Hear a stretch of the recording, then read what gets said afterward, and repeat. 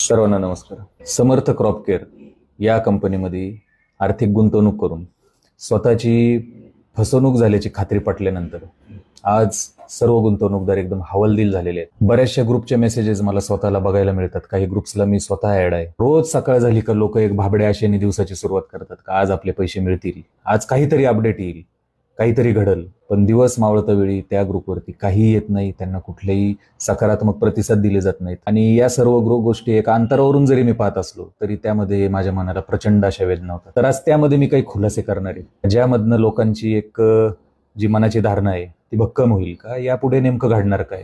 दिनांक 15 नोव्हेंबर रोजी प्रदीप ईश्वर पवार या व्यक्तीचा याच कंपनीच्या दडपणाखाली येऊन आर्थिक फसवणूक झाल्यामुळे हृदयविकाराच्या तीव्र झटक्याने त्यांचं निधन झालेलं आहे. राजेशजी पवार त्यांचे जे बंधू आहेत, काही वेळापूर्वी आमचा त्यांच्याशी फोनवरून संवाद झाला त्यावेळेस त्यांनी आम्हाला धक्कादायक माहिती दिली. ज्या पद्धतीने कंपनीने त्यांना प्लॅन दाखवला त्या पद्धतीने ते करत गेले. माणूस हा मध्यमवर्गीय आणि नोकरी करणारा किंवा कष्टकरी जो असतो हा भोळा माणूस असतो. त्याच्या छोट्याशा उत्पन्नामध्ये त्याच्या कुटुंबाचा उदरनिर्वाह चालू असतो. त्यामुळे प्रत्येक गोष्ट ही डोळे झाकून विश्वास ठेवून त्याचं आयुष्य तो पुढे पार पाडत असतो.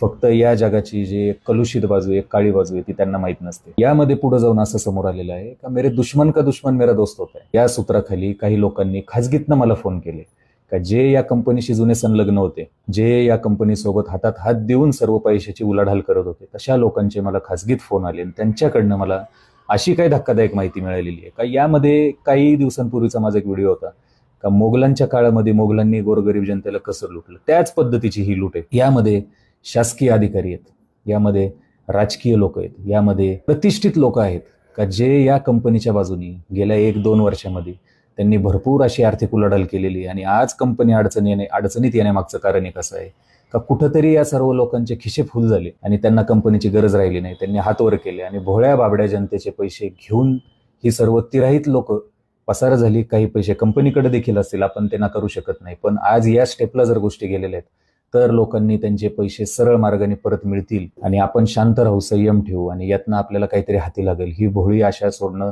गरजेचं आहे. कारण ग्रुपवरती मी जे सगळे मेसेजेस वाचतोय लोक हे पॅनिक झालेले आहेत.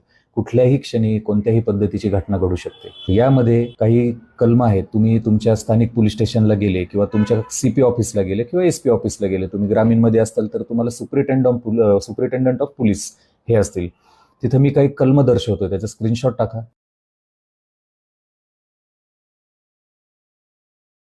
त्यांना फिर्याद दाखल करून घेण्यासाठी तुम्ही 8 तास धरा, तेव्हा जाऊन कुठं ह्या आरोपींना कायद्याच्या चौकटीत आपल्याला घेता येईल.